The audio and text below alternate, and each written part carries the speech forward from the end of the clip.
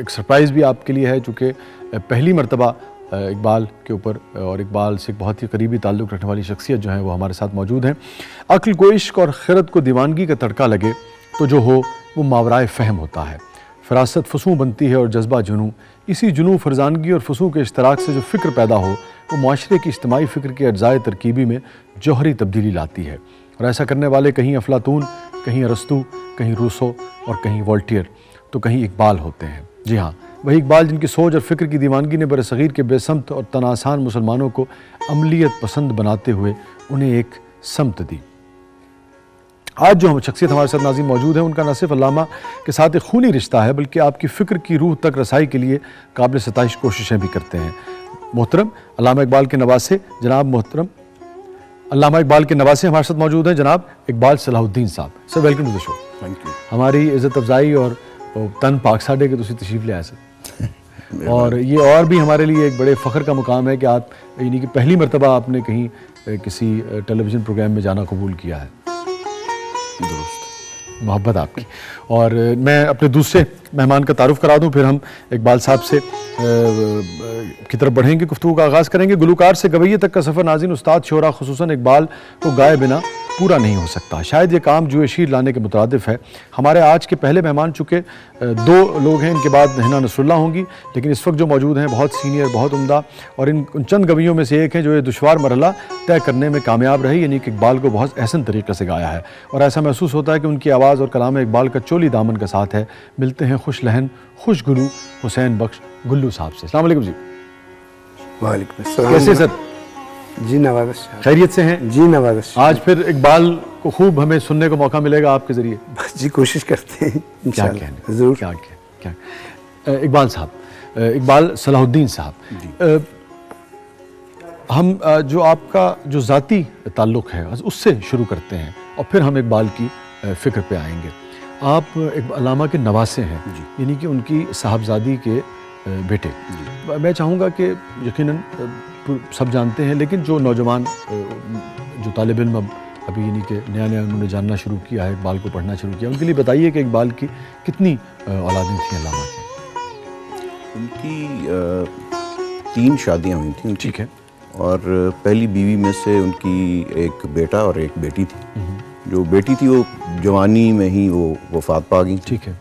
और फिर जो मेरी वालिदा थी, दूसरी शादी, तीसरी शादी, ठीक, तीसरी शादी, तो उसमें से वो डॉक्टर जावेद इकबाल और मेरी वालिदा। ठीक है, आपकी वालिदा और डॉक्टर जावेद इकबाल, ये दो बहन भाई थे। 2 बहन। और कुछ अंदाज़ा है, फैमिली क्या बताती है कि इन तीनों बेगमात में से इकबाल ज़्यादा करीब किसके थे, ज़्यादा किनसे मोहब्बत करते थे, ज़्यादा कुर्बत किससे थी?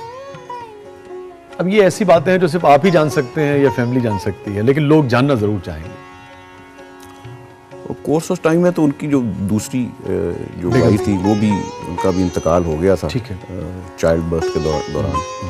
तो फिर उनका बाकी जो भी बकिया ज़िंदगी थी वो फिर अपना मेरी नानी के साथ थी। नानी के साथ गुजरी। ठीक, तो उनसे ज़्यादा करीब रहे यानी कि? जी, नेचुरली औलाद भी फिर उन्हीं में से हुई। और उन्हीं में से हुई। और जो पहली 2 बेगमात थी उनसे और औलाद नहीं हुई?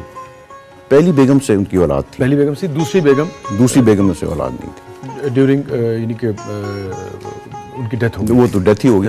तो पहली बेगम से कितने बच्चे थे?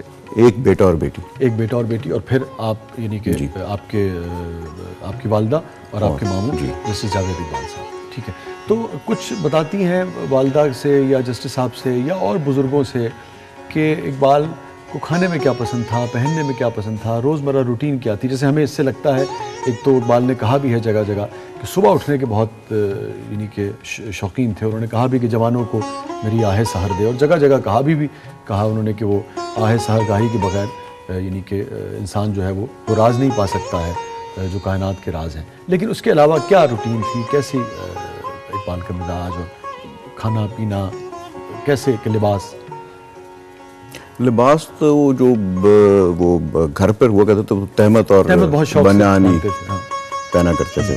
बल्कि कुछ लोगों ने लिखा भी है कि बड़ी दूर से लोग आए, और जब आए तो दरवाज़ा खुला तो एक बहुत सादा लिबास में आदमी सामने आए, तो एक वक्ती तौर पे उन्हें हैरत हुई कि, और फिर बहुत पंजाबी लहजा था, बहुत लहजे में यानी कि डायलेक्ट जो था वो पंजाबी था, उर्दू भी जब बोलते थे तो। अच्छा, बहुत सादा लिबास पहनते थे। सादा लिबास। और पढ़ने की रूटीन क्या थी, लिखने की रूटीन क्या थी, कुछ बताती है फैमिली आपकी, कुछ पता लगता है? डॉक्टर जावेद इकबाल ने तो अपनी किताब में लिख चुके हैं, वो जिंदा रूह जो उनकी उन्होंने उस सवाने उम्री लिखी है अलामा की, उसमें इन सब बातों का उन्होंने जिक्र किया हुआ है। और क्योंकि वालदा तो मेरी बहुत छोटी थी, ठीक है, तो वो तो शायद 5 साल की थी जब उनका इंतकाल हुआ, तो उनको तो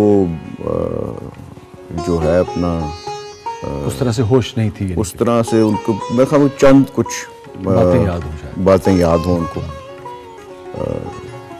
उनकी ज़िंदगी में, या उनको शक्ल नेचुरली उनको वो याद तो थी। लेकिन 5 साल बहुत कम एज है।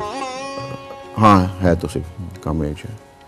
तो वो जब उसको तो उनकी बीमारी की हालत में नज़र कमज़ोर हो गई हुई थी इनकी, तो फिर वो इनको जो था वो इंस्ट्रक्शन थी कि लाल रंग के कपड़े जो हैं उनको पहनाया करो। अच्छा, क्योंकि वो शोख रंग होने के वजह से फिर उनको नुमाया, उनको देख सकते थे उनसे। ठीक है।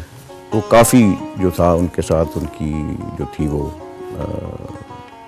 कुर्बत थी वालदा के साथ। वालदा के साथ। और वो अमूमन उनके पास वो रात को सो जाया करती थी, तो फिर वो जो मिसेस डोरिस अहमद थी उनको उठा के ले जाया करती उनके सोने के बाद।